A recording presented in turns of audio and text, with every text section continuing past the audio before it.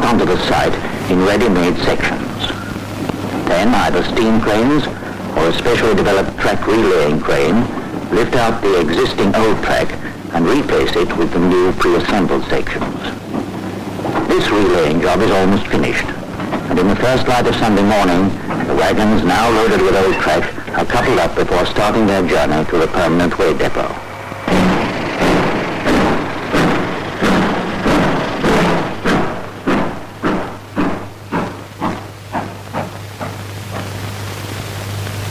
Monday morning finds the trainload of old materials standing in the pre-assembly depot.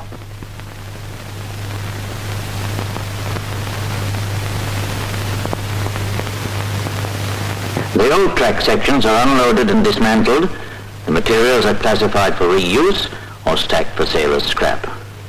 Rapid unloading and dismantling are necessary to free the wagons and men for the assembly and loading, which start next day.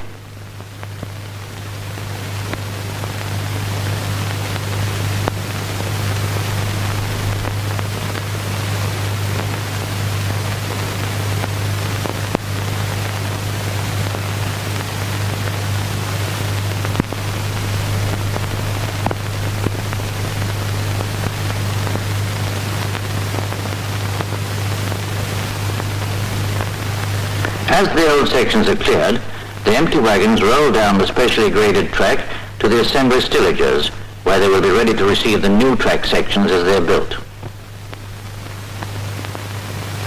The depot is set out with two assembly stillages. They're laid end to end between the new material sidings and the road where the empty wagons will stand waiting for the new track sections to be assembled.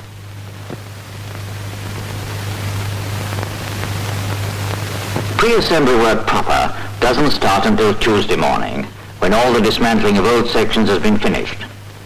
But during Monday, the ganger sets the sleeper stops on the stillages according to the number required for the first section to be built. The detailed and exact specifications shown on this chart were noted in the field book by the relaying inspector on the actual site to be relayed some time beforehand.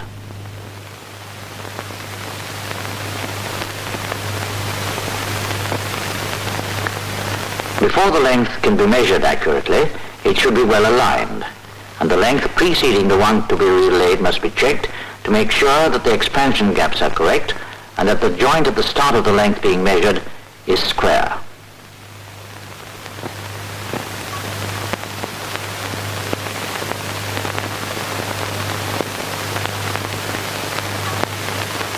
Once the start of the section is properly squared off, the measurements are taken from the leading end of one rail to the leading end of the next. Maximum use is made of the standard 60-foot rail, and where these are not suitable, the nearest to the standard is used.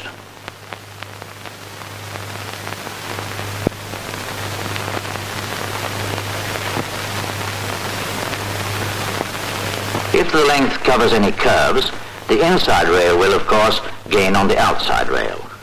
This difference, or lead, is measured and noted, and where necessary a short rail will bring the two rail ends square once more.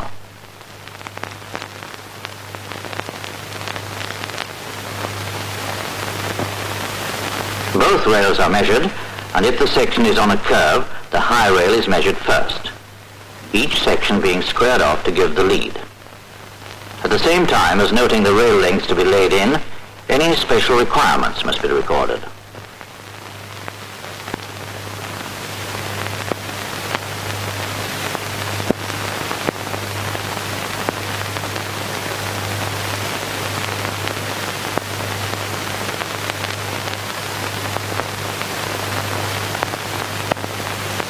If, as in this case, the line passes through a platform, certain sections of ballast will have to be opened out so that the present rail level will be maintained.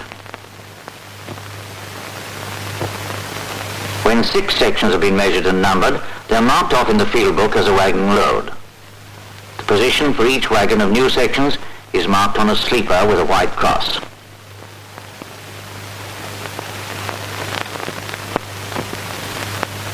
Another common feature on this type of length is an underline bridge. These have to be noted and allowance made when deciding the lengths of rail to be used, so that the new rail joints fall clear of the ends of the bridge structure. When calculating the exact place where the rail joint will fall, it must be remembered that an adequate working gap must be allowed at the end of each 6 rail lengths or wagon load of sections. The reason for this will be clear later in the film.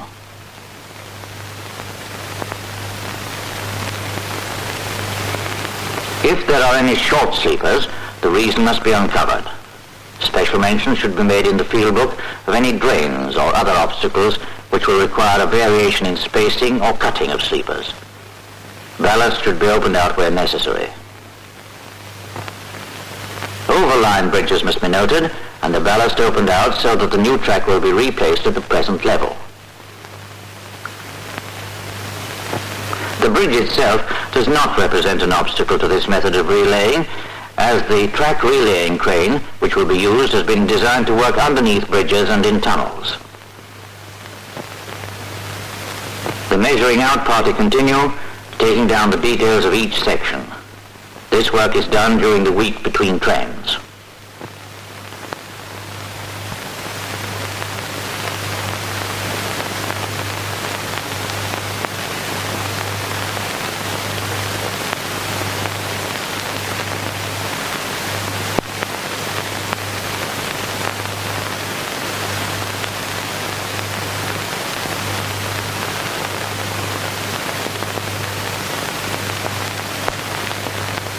When they reach the end of the length, the closure with the existing track must be carefully considered.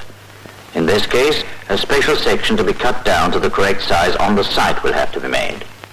This, along with all the other details, is noted in the field book. This information is transferred from the field book to a pre-assembly chart at the district drawing office. When the chart has been filled up, the relaying inspector takes over the chart and the draftsman reads from the field book. They check the transferring of the detailed measurements from each numbered section.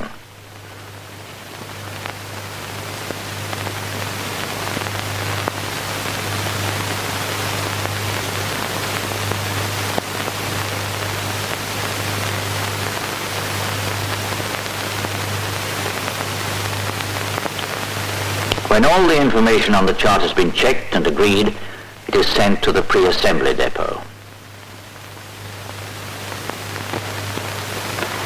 The assembly of the new track sections starts on a Tuesday. A gang of 4 men set the sleepers against the preset sleeper stops.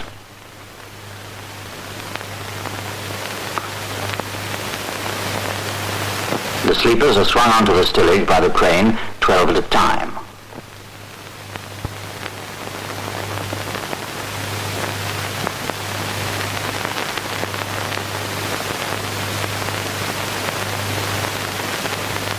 Setting out the 24 sleepers for a 60-foot section is straightforward once the stops have been set, unless the chart shows an obstruction on the relaying site which calls for special spacing or the cutting of sleepers for the particular section being built.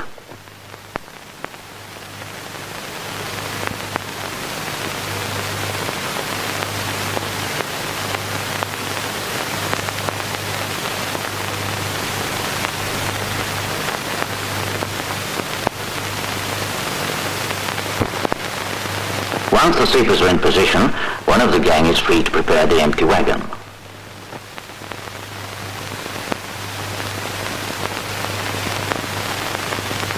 One crane serves both stillages. One ganger looks after both stillages and sets the datum stops for each individual section so that when curves are being built, one rail has the correct lead over the other, as detailed on the assembly diagram. The gang set out the base plates for the first rail. These are then held in position by locating pins which pass through the base plate and into the ready drilled holes in the sleepers.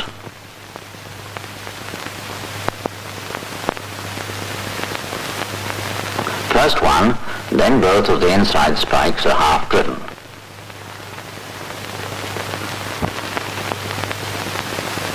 The locating pins are used to position the base plates for the second rail.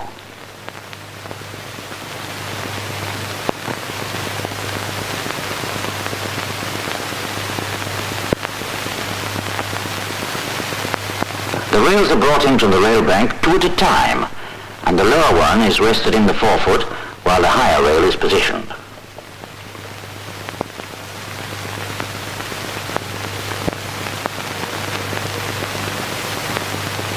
It is pushed up to the datum stop and then barred into its proper seating on the base plates.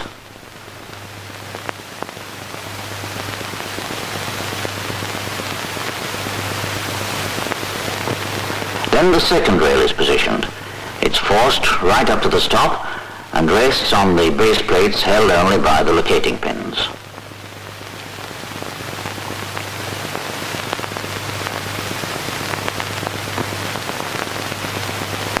The outside spike of the first rail is then driven by one man, another man driving home the two inside ones. Spikes are driven to touch. The final tensioning is done on the site after the new track has been fettled up.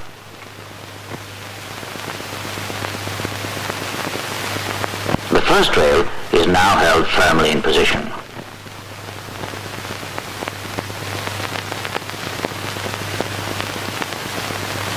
The second rail is set to gauge and spiked in position at 4 points.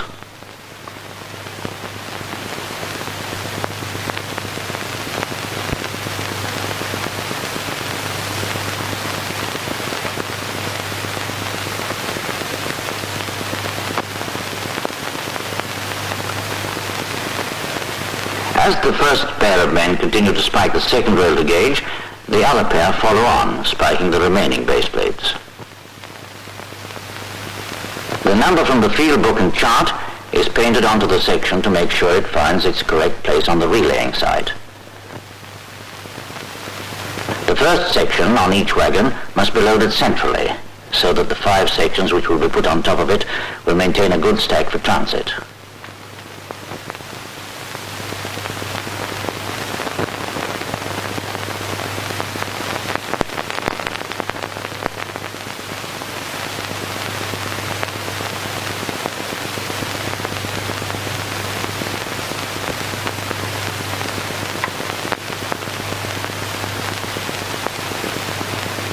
The sections are built and stacked onto the wagons in 6s, so that they're in the correct order for unloading on the site. Last on, first off. The stacks of sections, 6 to a wagon, are chained down, ready for transit to the relaying site. Before they leave, 12 pairs of fish plates and bolts are loaded onto each wagon.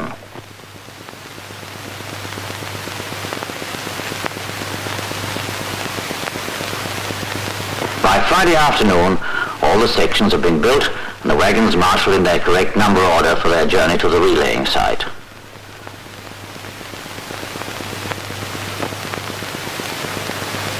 The new materials train is the first to arrive on the relaying site early on Sunday morning.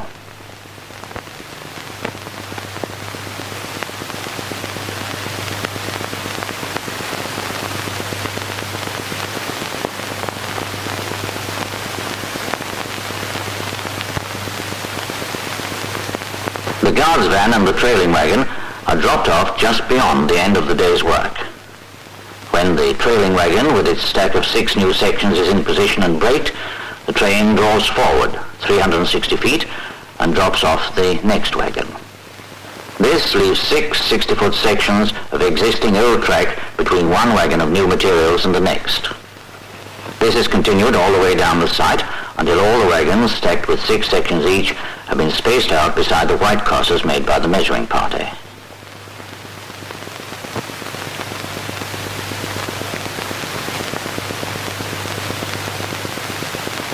The empty wagon is then drawn forward, just clear of the start of the length to be relayed.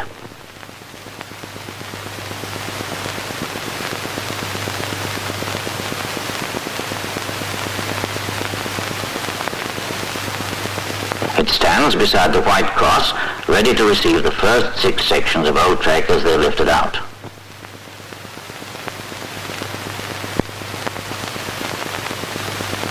Once the wagons are spaced out, the track relaying crane arrives on the site.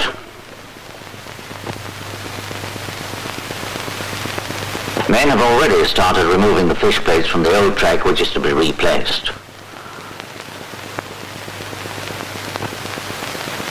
The track relaying crane is drawn by a diesel locomotive but has its own self-contained hydraulic lifting gear. The jibs are swung out the correct amount to bridge the interval between the road the crane is on and the road to be relayed.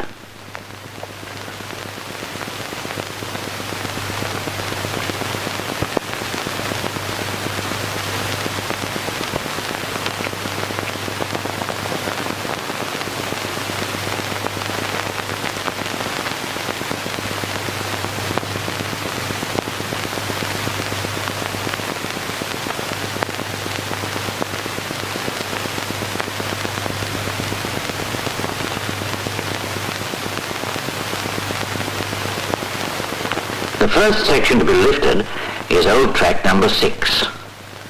The track relaying crane carries it forward over old track sections 5, 4, 3, 2 and 1 and lays it on the empty wagon which is standing just clear of the length to be relayed.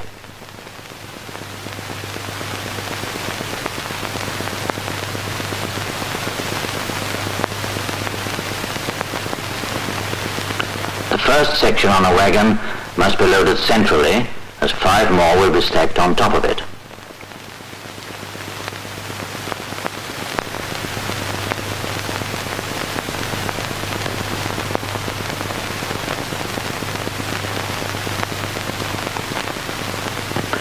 The crane returns to lift old track section number 5.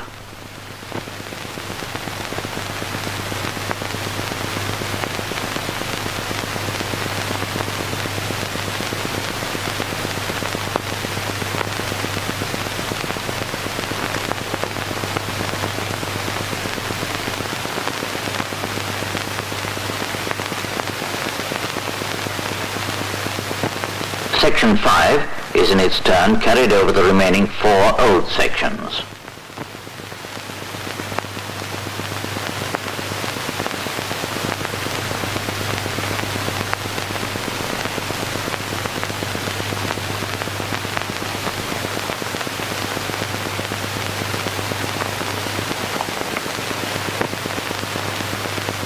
Once section 6 is on the wagon, the rest can be loaded more quickly, because the loco driver now has a mark to show him how far forward to pull the crane. Back again for old section 4.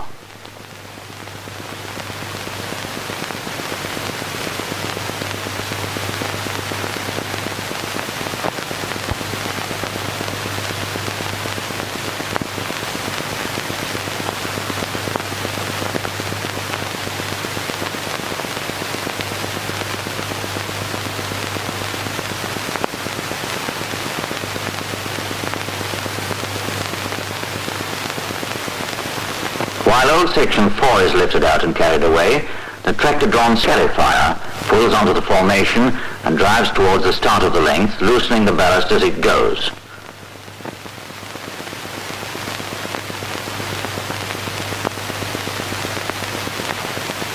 While the scarifier is making its first run down one side of the formation, old sections 3, 2 and 1 are lifted out and loaded on the wagon which arrived on the site empty.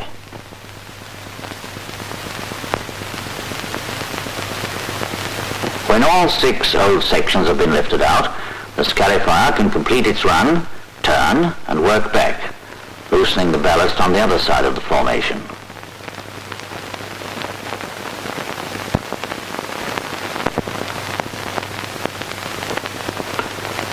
The crane runs back to the first wagon of new track sections to pick up number 1, which will be the first new section to be laid in.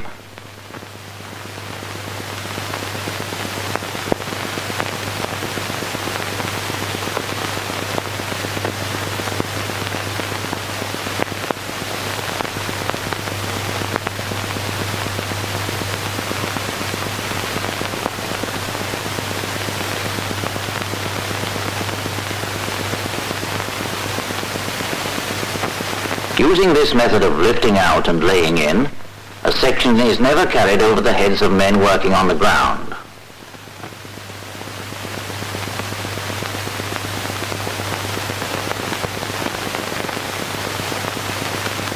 The butting in gang is ready, and under the direction of the relaying inspector, the first new section is butted up to the existing track.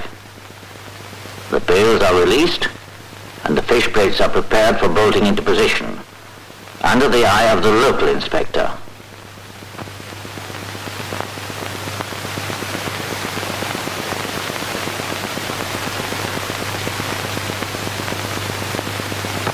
Once the fish plates are on, the free end of the section can be slewed into its correct position in relation to the adjacent road. Rail thermometers are used to determine the size of the expansion pieces to be inserted. When they are in position on number 1 new section, the crane arrives with number 2.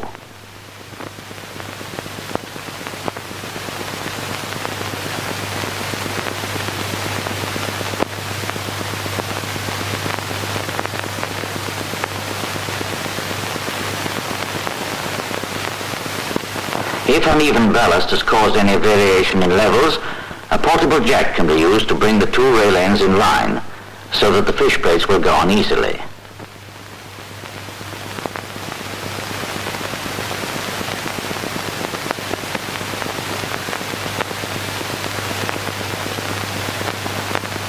New section 3 is next to come in.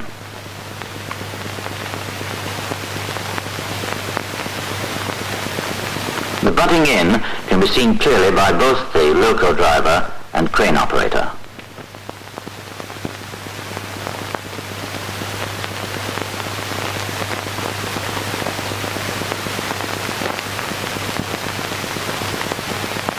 The laying in continues, each new section arriving in the correct number order.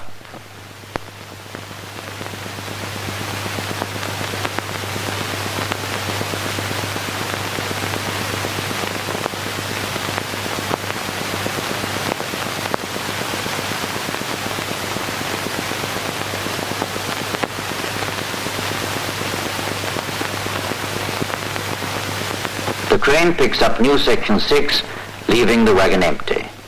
When this section has been laid in, 6 new track sections will have replaced the 6 old sections that were taken out. The importance of maintaining a working gap can be seen as the last section of each cycle goes in. If there is no gap, the rails will overlap. If the gap is too small, the section will be difficult to lay.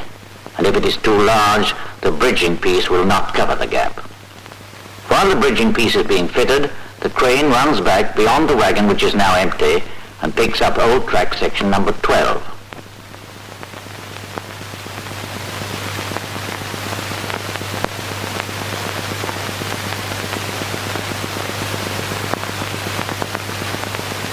This is carried forward over old sections 11, 10 and 9 and placed on the empty wagon which is standing on old sections 8 and 7.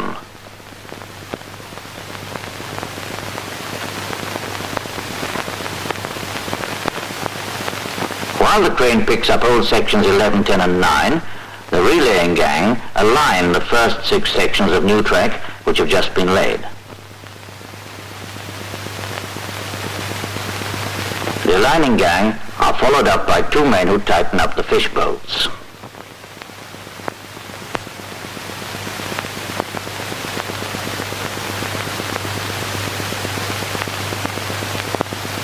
In order to clear the wagon wheels, the expansion pieces are knocked round to the side of the rail and removed at the end of the day's work. Old section 9 is lifted out and loaded onto the wagon on top of old sections 10, 11 and 12.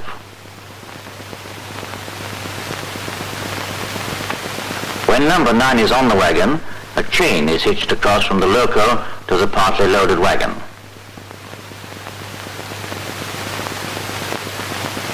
The loco then slowly pulls the wagon from old sections 8 and 7 over the bridging pieces and onto the newly laid sections which have just been aligned.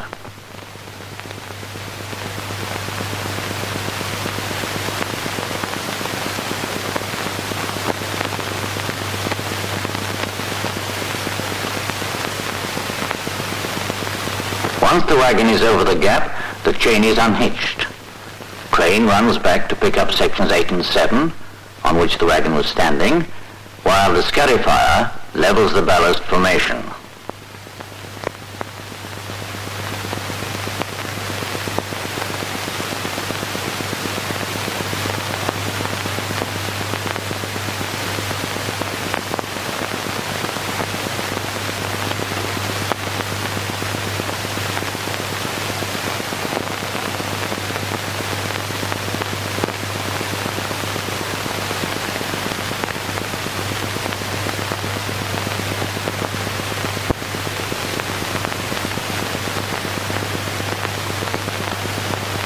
The balemen jump off the fully loaded wagon and ride on the crane back to the second wagon of new rail sections.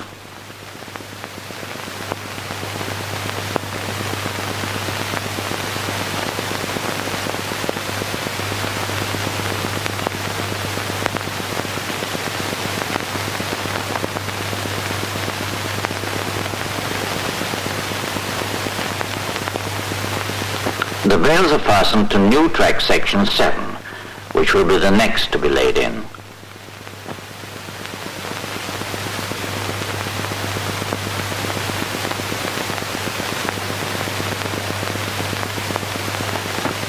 The procedure is the same as for the first 6 sections, and if the measuring in and the planning have been done thoroughly, and the pre-assembly has been carried out accurately, the sections will follow each other without a hold-up.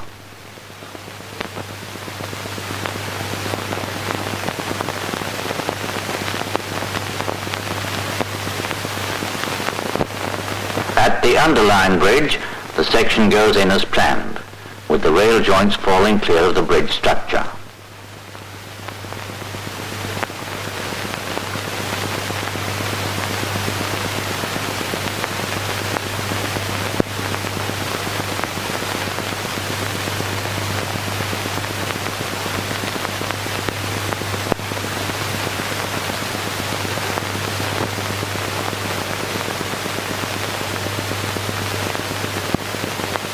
When the drain is reached, there is no hold-up. Section 14 comes off in its correct sequence, and the cut sleepers fit neatly to the manhole cover.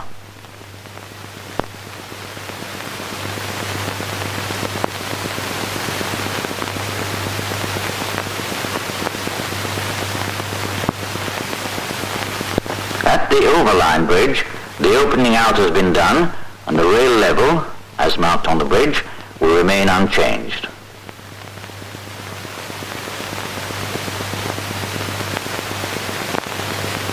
The bridge is no obstacle to this type of relaying crane.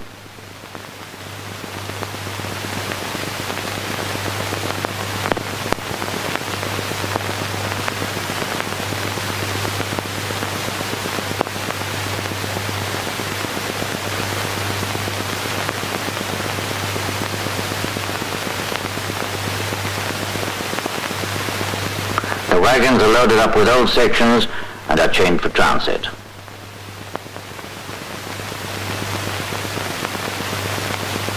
The making up of the train of wagons loaded with old materials helps to bed in the newly laid track.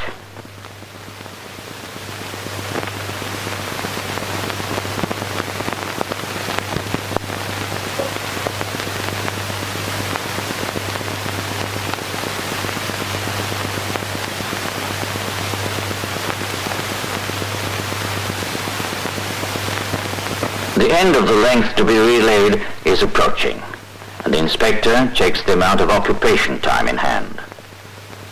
The sleepers on the closure section only extend as far as the section will be used, with one sleeper at the far end for traveling. The cutting of the closure is done on the site, because temperature variations and the expansion and contractions of the rails make accurate measurement beforehand impractical. The rail ends are jacked up so that the power saw can work more easily.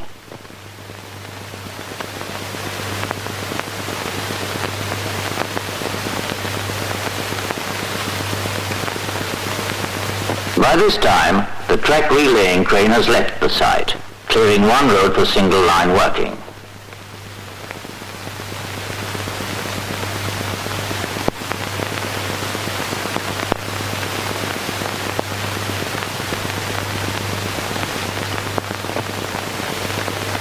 Holes have to be drilled for the fish plate bolts and the closure completed before the train of old materials can be coupled up.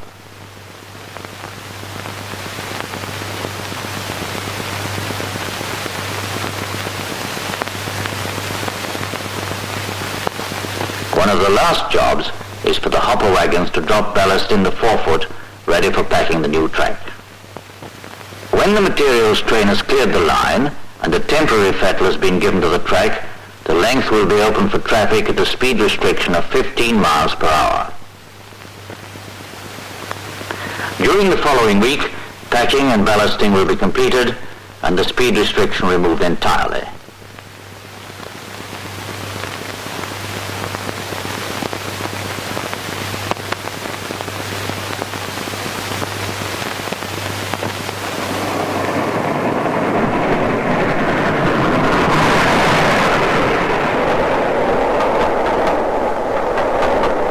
This film shows the method of pre-assembled relaying used on the western region of British Railways.